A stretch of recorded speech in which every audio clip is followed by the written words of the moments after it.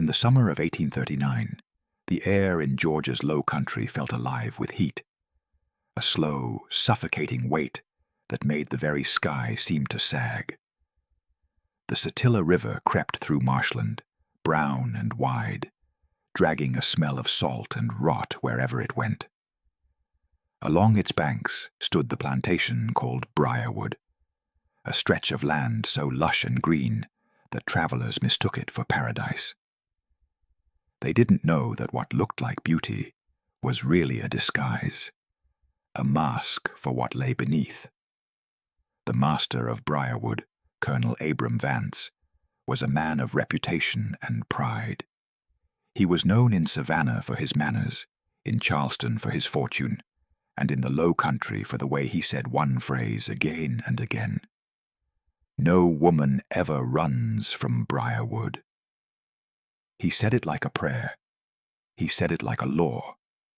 He said it because it was true. Vance's wealth came from sugarcane and rice, but that was not what made Briarwood exceptional. The neighboring planters could match his harvests. What they could not match was his consistency, his uncanny ability to keep his breeding stock productive, to replace loss with life as if nature itself bent to his will. What no one knew, not even his closest neighbors, was that the secret to that success lived underground. The earliest record of it appears in a letter dated 1841, written by a visiting planter's wife, Margaret Alcott, who spent 3 nights at Briarwood while her husband negotiated the sale of 20 field hands. She described the house as elegant but uneasy, filled with the sound of something knocking faintly from beneath the floor. She wrote that the air in her room smelled faintly of iron, and that she woke each night to the sound of humming, low and rhythmic, like the heartbeat of the earth. Her husband dismissed it as nerves. The letter was never mailed. Her grandson found it 80 years later, folded inside a hymnal. The ink faded, but the unease still visible in every trembling line. Even the plantation ledgers give hints of something wrong. Each entry listed names, ages, conditions, and appraisals, but next to the names of the women were small symbols. Crosses, circles, sometimes both. At first, archivists thought they were marks of pregnancy or loss. Then they noticed that certain names repeated over and over. Women listed dead, then alive again, their ages adjusted, their value increased. The most frequent name was Dinah. The same Dinah appeared on 6 consecutive ledgers, her health noted as excellent, her production as reliable. The marks beside her name were all crosses. In plantation law, Dinah was the one who ran, the woman who broke the rule. But before she became a story, she was a worker in the fields, tall and broad-shouldered, with eyes that seemed to see too much. People said she could lift a plow on her own, and that she never cried out, not even when punished. To the colonel, she was property. To the others, she was something like a ghost in her own time, moving quietly, carrying her silence like armor. By 1844, construction began on a new cellar beneath the main house. The old one had flooded, Vance said. The new one would be for storage and stability. Overseer Tobias Greer, a man imported from the islands, directed the digging. He kept detailed notes in a book lined with red margins, sketches of the tunnels, measurements of the air temperature, even a phrase written again and again. Temperature consistent, suitable for purpose. No one outside the property ever saw those notes. When they were discovered in 1968, archivists had to scrape mud from the pages to read them. The handwriting was neat, almost delicate. The evil was tidy. The men who dug the tunnels worked by lantern light, chained in pairs. They said the ground seemed to breathe, that the walls sweated and whispered if you stayed long enough in the dark. 2 men died before the digging was done. The third disappeared. When the others asked where he'd gone, Greer told them not to speak the dead into the air. "The Colonel don't like echoes," he said. When the cellar was finished, Vance began sending his field hands there one by one. Only the women. The others heard nothing about what happened below, only that those who went down never came back to the quarters the same. Some returned silent and slow, as if sleepwalking. Others never returned at all. When one woman vanished for weeks and reappeared carrying a newborn, no one dared ask whose child it was. They just whispered that she'd been sent to the orchard. That's what they called it. The place beneath the earth where Vance grew what no plantation should ever grow. Dinah's first child was taken from her before sunrise. They said it was sold, but she knew better. The midwife who'd helped her deliver it vanished the next morning. Dinah stopped talking after that. She stopped singing, stopped praying, stopped eating unless forced. People said she was broken, but that wasn't true. She was waiting. In the spring of 1849, the rains came so hard they turned the roads to rivers. The earth trembled under thunder, and the cane fields bowed like soldiers under command. During one of those storms, part of the ground near the magnolia grove collapsed. The overseer ordered a work gang to patch it before the colonel saw. They dug for hours in the rain until one of them, a boy named Moses, struck something solid, wood and iron buried deep. When they pried it open, the smell that came out made them gag. It was a hatch leading downward. They saw steps slick with water and something glinting below. Then came a sound, not thunder, not wind, a low, rhythmic cry rising from beneath the mud. The overseer sealed the hatch and whipped the men who had seen it. By morning, Moses was gone. They said he ran. No one believed it. After that night, the women in the quarters began waking from dreams of singing. Songs they didn't know, words they couldn't remember. They said the air had changed, that something underground was stirring. The colonel grew restless, pacing the veranda at dusk, drinking more, sleeping less. He replaced Tobias Greer with another overseer, and then another.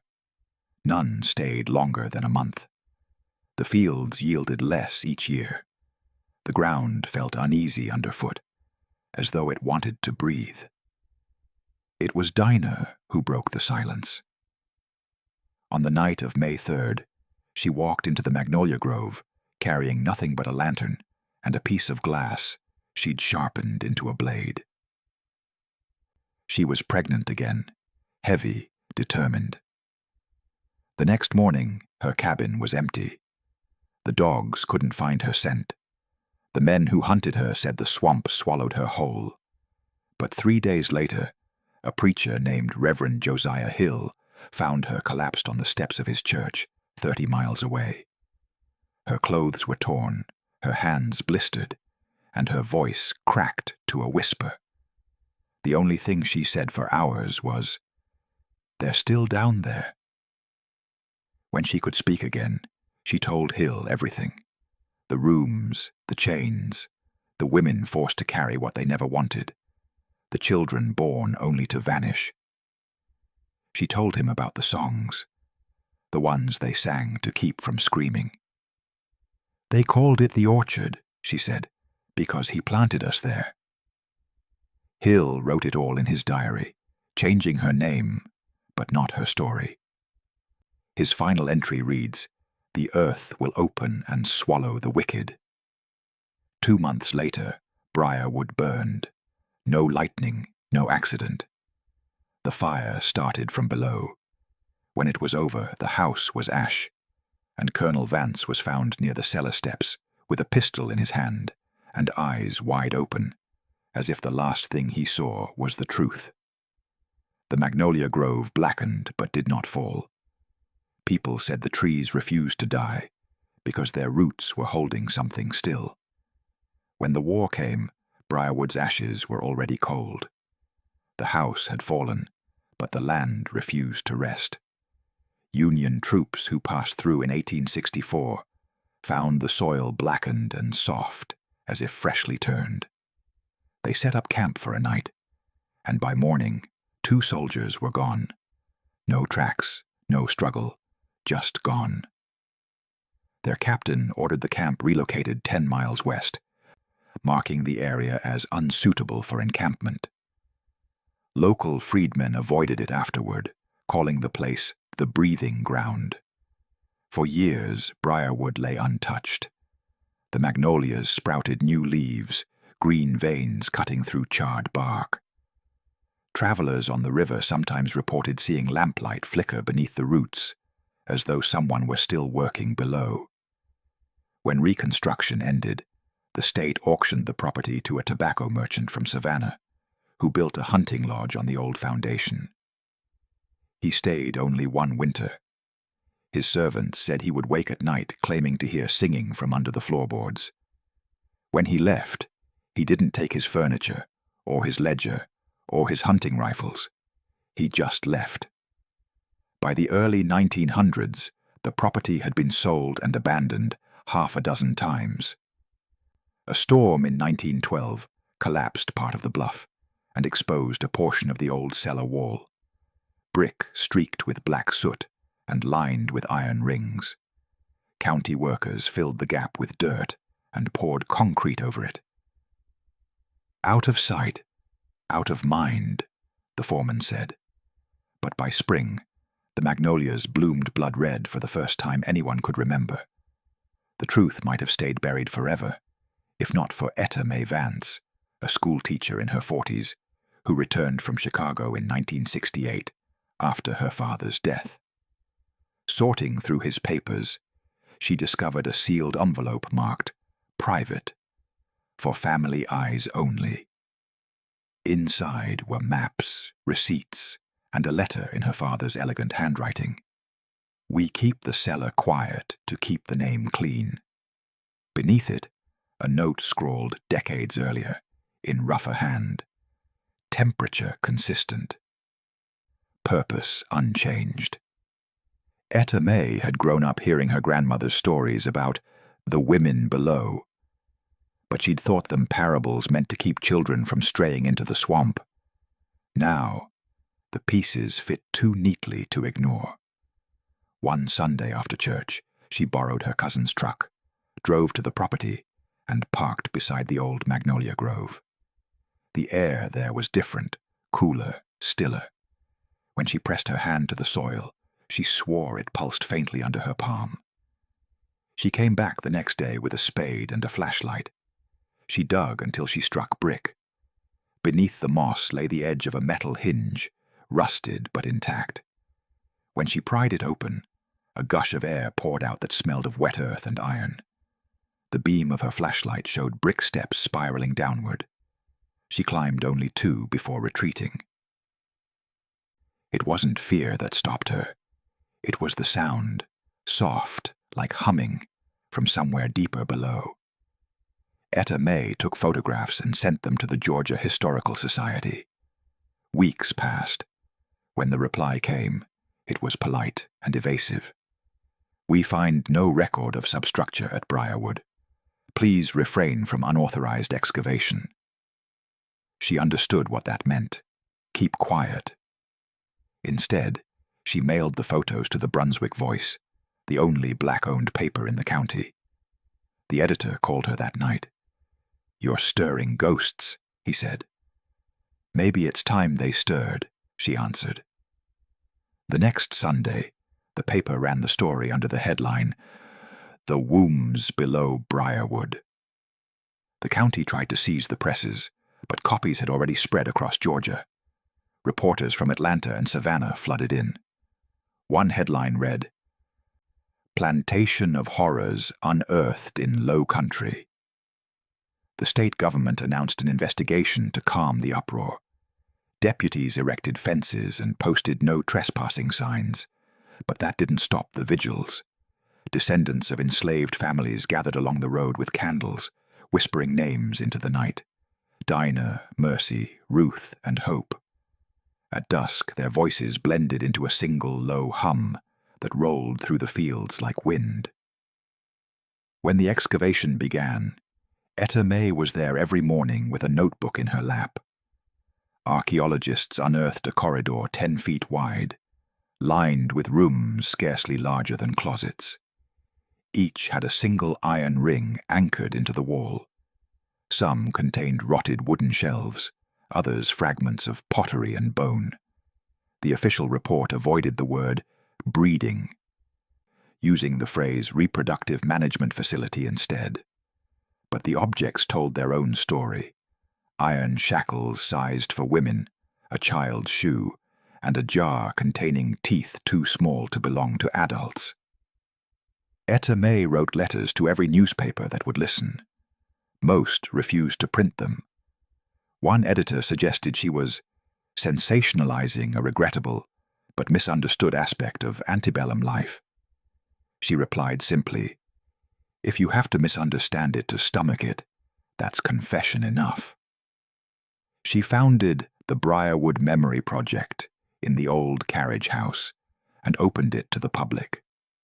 The first visitors were children on field trips, then scholars, then pilgrims. On the wall above the entrance, she hung a wooden sign carved with a single sentence: "We remember what they tried to bury." Each year, she added new names to the memorial, some confirmed by records, others whispered by descendants. In time, the name Dinah was etched deepest into the wood, the letters worn shiny by touch. Etta May kept one relic locked in a glass case, a tiny copper bracelet twisted into a figure 8. She found it in the tunnel nearest the magnolias, wedged into the mortar. "It was made to fit a child," she told visitors, "and it's been waiting to be held again." The bracelet became the symbol of the memorial, printed on pamphlets and postcards, a quiet reminder that what was lost still asked to be found. In 1974, the state threatened to close the site, claiming it lacked funds for upkeep. Etta May wrote a letter to the governor that began, "If you can't afford truth, you can't afford history." Donations poured in from across the South. The site stayed open. Every spring, magnolia petals fell across the path like pale coins, covering the stones as if the earth itself were offering payment. By the time she died in 1987, Etta May was considered a nuisance by politicians and a saint by everyone else. At her funeral, an old woman who'd once worked at Briarwood as a girl leaned on her cane and said, "She made the ground speak." And in a way, she had. After Etta May's death, her niece Ruth Ellis took over the project, quieter but just as fierce. Ruth digitized the archives, recorded oral histories, and played Etta May's lectures on a loop in the visitor center. "She's still teaching," Ruth would say, whenever the speakers crackled to life. By the late 1990s, the world outside Briarwood had changed, but the soil beneath it hadn't. Tourists came expecting ghosts and left talking about history. A documentary crew tried to stage reenactments, but Ruth refused. "If you perform pain," she told them, "you repeat it." They left their equipment behind. She donated it to the local school. Each anniversary of the fire, the descendants gathered by the riverbank to sing. The first year, there were a dozen. The next, there were hundreds. When the final verse faded, they stood in silence, listening for the hum that some swore rose from beneath their feet. "That's not haunting," Ruth said once. "That's endurance." By the early 2000s, Briarwood had become a paradox, a place both forgotten and famous. School teachers brought students by the busload to learn hard truths. while television hosts filmed somber segments in front of the magnolia grove. But to the people who lived nearby, the land was still uneasy. On damp nights, they claimed the ground steamed without heat, and frogs fell silent, as if listening to something older than sound. Ruth Ellis, now gray-haired but sharp as ever, carried the site on her back. She gave tours with a flashlight instead of a script, speaking as though the walls themselves deserved conversation. "They built these bricks with their hands," she would say, tapping the walls lightly, "and they held on." She never dramatized what happened here. She didn't have to. The truth was heavy enough. One rainy March afternoon, a young historian named Clara Mason arrived from Howard University. She'd read Etta Mae's letters and Ruth's journals and wanted to document the physical site using new technology: ground-penetrating radar, thermal imaging, and sonar. Ruth was skeptical. "Some things shouldn't be measured," she said, "but if you're going to listen to the ground, listen gently." Over the next 6 months, Clara's team mapped the land inch by inch. The instruments revealed what no one expected. The tunnels extended far beyond the 10 known rooms, spreading under the river and into the woods beyond. Some chambers had collapsed long ago, but others showed hollow spaces filled with still air. The data showed faint vibrations, like breathing. Clara called them echo wells. When reporters asked what caused them, she answered carefully. "Pressure," she said, "and memory." The discovery reignited public fascination. National newspapers ran headlines about the breeding cellar beneath Briarwood. Funding poured in, followed quickly by controversy. Local politicians wanted to rebrand the site as a heritage experience. Ruth opposed it outright. "You don't turn a wound into a museum," she told the council. "You tend it." Her speech went viral, before viral was a word. In grainy footage, her voice trembled not from weakness but from rage. "They called it management," she said. "We call it murder." The proposal died that night. That same summer, a drought gripped the Low Country. The river sank, exposing more of the old foundation near the magnolias. Children from a nearby town sneaked onto the property and found a rusted chain half buried in clay. When they pulled it free, they uncovered the edge of another brick archway. Inside was a corridor leading nowhere, blocked by a wall of packed earth. Ruth sealed it with concrete the next day, but she kept one brick from the entrance and placed it on her desk. "To remind me the ground isn't finished talking," she said. Ruth died quietly in her sleep 2 years later. Her funeral drew people from 5 states. Clara took her place as curator and swore to keep the promise. "This land belongs to those who survived it," she said at the ceremony, "and to those who didn't." Under her care, the Briarwood Memory Project expanded. She built an archive with every document, diary, and oral history connected to the plantation. Each visitor was invited to record their own reflection, adding new voices to the chain of remembrance. One recording, dated 2012, came from a descendant of the overseer Tobias Greer. His name was David Greer, a retired Navy engineer. "I used to be proud of the family name," he said into the microphone. "My grandmother told me we were landowners, pioneers. Then I found a letter from the colonel praising Tobias for keeping the orchard fruitful. I don't sleep easy anymore. If repentance has weight, I hope it presses me to the dirt." His voice cracked, and the tape ended. By then, Briarwood had become a site of pilgrimage. Descendants of enslaved families arrived each year to light candles and read from ledgers. School groups stood in silence as guides led them through the tunnels, flashlights sweeping across walls scored with claw marks. One guide, a young woman named Naomi Ruiz, had grown up visiting the site with her grandmother. She said she could feel the ground pulse through her shoes when she spoke the name Dinah aloud. "It's like she's still running," Naomi told Clara. "But now we're running with her." Not everyone welcomed the attention. A fringe group calling itself the Southern Heritage Committee filed a petition to remove inflammatory signage. They claimed the term breeding cellar was exaggerated. Clara invited them to visit the tunnels themselves. Only one man accepted. He lasted 10 minutes before stumbling out, pale and shaking. "It's colder down there than any place has a right to be," he muttered. He withdrew the complaint the next day. That winter, the magnolias bloomed out of season, deep crimson, petals thick as leather. Botanists blamed weather patterns, but locals called it testimony. The flowers lasted 3 days, then fell, staining the path dark red. Visitors collected them and placed them at the memorial, forming a ring around Dinah's name. When a reporter asked Clara what she thought of the phenomenon, she said, "Maybe the trees remember better than we do."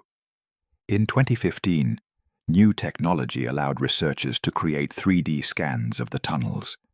The images revealed carvings no one had noticed before. Faint etchings of initials, tally marks, and words written in uneven English. Hope, child, free. But the most haunting inscription was found above the last chamber's archway. "The orchard sleeps, but we do not." Clara had the phrase engraved on a plaque at the museum entrance. The following year, an elderly woman named Miss Thelma Carter visited Briarwood with her church group. She walked the tunnels slowly, leaning on a cane, humming under her breath. At the last chamber, she reached out and touched the wall. "My mama used to hum that same tune," she whispered. Said she didn't know where she learned it. Clara recorded her song, later discovering it matched the rhythm of the humming described in Margaret Alcott's letter from 1841, the same sound heard by visitors for generations. "It's not haunting," Clara said afterward. "It's a heartbeat." That same year, vandals spray-painted "Lies" across the memorial sign. The community rallied. By sunrise, dozens of locals had come to scrub the paint away. Some brought flowers, others brought silence. When the sun rose over the magnolias, the air shimmered as if with heat, though it was winter. A child asked why it looked like the ground was breathing. His mother knelt and said, "Because it's alive." By the 2020s, Briarwood was more than a memorial. It was a reckoning. Historians began calling it the most documented unspeakable sight in the American South. Yet despite all the research, all the data, the truth of the cellar remained partly unknowable, as if the ground refused to surrender every secret. Clara often said the hardest thing about her job wasn't explaining the past, but watching how easily people wanted to move on from it. "Everyone says never again," she told a journalist, "but they mean never remember." Still, she kept the gates open. Every visitor had to walk the path alone before joining a tour. "Grief is quiet work," she'd say. Some left flowers, some left tears. All left something. In the spring of 2023, the Satilla River rose again, swallowing part of the walking trail and carving new channels through the clay. When the waters receded, a section of the old brick tunnel appeared, glistening under a skin of mud. The state closed the site for safety inspections, but Clara Mason came alone that night with a lantern and a small spade. She dug carefully until her light caught something curved, the rim of a sealed iron door. When she brushed away the mud, she saw the mark of a hand pressed into the metal, faint but undeniable. She left it untouched. The story's already written, she whispered. We're just catching up. The discovery reignited interest in Briarwood. Journalists descended again, some sincere, some searching for spectacle. A streaming network offered Clara a documentary deal. She declined. Pain isn't content, she told them. Instead, she published a short essay titled The Orchard Beneath Us. It ended with a line that would later be carved into stone. We study the past not to own it, but because it still owns us.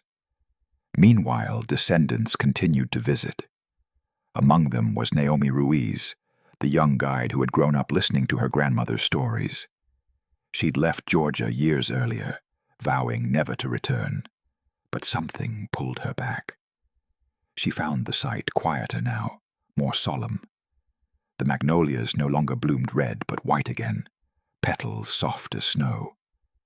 Naomi took a position as caretaker, greeting visitors at the gate and walking them down the path toward the cellar. Her voice carried calm, the kind born of having heard grief spoken too often to fear it. You'll feel the air change before you see anything, she told them. That's how the ground says hello.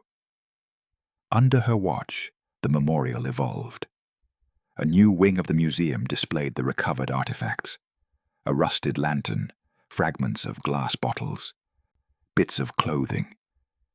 But the most striking exhibit was an audio installation Ruth had commissioned years before, but never completed. Clara and Naomi finished it together. It consisted of a single continuous recording, the hum of wind passing through the cellar's grates. Played on a loop, it sounded almost like breathing. Visitors stood in the dark listening, some with eyes closed, some with hands over their hearts. No words, just breath, just endurance. That summer, a storm tore through the region and knocked out power for 3 days. When the lights returned, the hum was still playing, even though the system had been unplugged. Naomi checked the cables twice. They weren't connected. She didn't tell anyone. She simply lowered the volume slightly and left it running. Word spread slowly that something in Briarwood had shifted again. Historians came to study the tunnels with drones and lasers, mapping every inch of the ground. The results were strange. Beneath the magnolias, the radar showed movement, slow, circular, like the turning of water under stone. Scientists called it a natural sinkhole forming. Locals said it was the orchard breathing. In October, Clara held what would become her final symposium at the site. She invited scholars, clergy, and descendants to speak. They gathered under tents by the river as the sun set. Her opening words were simple. We are not here to forgive or to forget. We are here to bear witness. She spoke of Dinah's flight, of Etame's defiance, of Ruth's vigilance. Each one carried the story forward, so the rest of us wouldn't have to carry the silence, she said. When the symposium ended, she walked alone to the magnolias and laid her palm on the soil. Rest now, she whispered. Clara died 2 months later, her papers found neatly stacked on her desk, with one line written on top. The orchard sleeps, but we do not. The words became her epitaph. In the years since, Briarwood has remained open, not as a tourist site, but as a living archive. No tours, no gift shop, no performances. Just a small path through the trees leading to the cellar. A caretaker opens the gates each morning and closes them at dusk. On the first Sunday of every May, descendants gather for the Vigil of Names. They read from the ledgers, pausing between each one to let the air respond. Some swear they hear voices answering, not sorrowful, not angry, just present. Visitors still leave offerings, wildflowers, bits of cloth, photographs of their own children. One man left a small silver rattle with the initials DW. A woman left a jar of magnolia petals and a note that read, "For the mothers who were never allowed to be mothers." By evening, the wind usually carries the petals into the cellar. No one cleans them out. The magnolia grove has changed over time. The trunks twist like braids, roots pushing through old brick. Some nights, moonlight filters through the branches and casts patterns on the ground that look like faces. Cameras never capture them. People say that's because the orchard chooses who sees. Others say it's just imagination. But everyone who visits leaves quieter than they arrived. If you go there today, you'll find the path lined with plaques bearing single words. Endure. Speak. Remember. The cellar itself is locked now, but through the grate you can see the shimmer of water pooled on the floor, reflecting light that doesn't seem to come from above. Guides tell visitors not to touch the bars. The ground remembers fingerprints, Naomi says with a half smile. It keeps its own records. At sunset, the air cools, and the hum begins again. Low, steady, familiar. It rolls across the river and settles in the trees. No one knows if it's the wind, the earth, or something older still. All anyone knows is that the sound is never angry, only insistent, like a reminder whispered through time. We are still here. And maybe that's what Briarwood means now. Not just a place of horror, but of endurance. A wound that chose not to close, so others could learn what it cost to heal. Every generation adds another layer to the story, and every layer brings it closer to something like peace. The orchard beneath sleeps, yes, but its memory moves through everyone who speaks its name. What do you think about the Briarwood legacy? Was Dinah's escape vengeance or deliverance? Was the fire justice? Or did it simply expose a truth the world wasn't ready to face? Can we ever separate faith from fury in a place that forced people to live between them? Leave your comment below. If this story resonated with you, subscribe and ring the bell so you don't miss the next account of endurance and reckoning. Share it with someone who believes confronting the past is how we keep it from repeating. At History in Chains, we tell these stories honestly, acknowledging that cruelty and courage often shared the same breath, that within silence there was resistance, and that remembering remains the truest form of justice. See you in the next episode.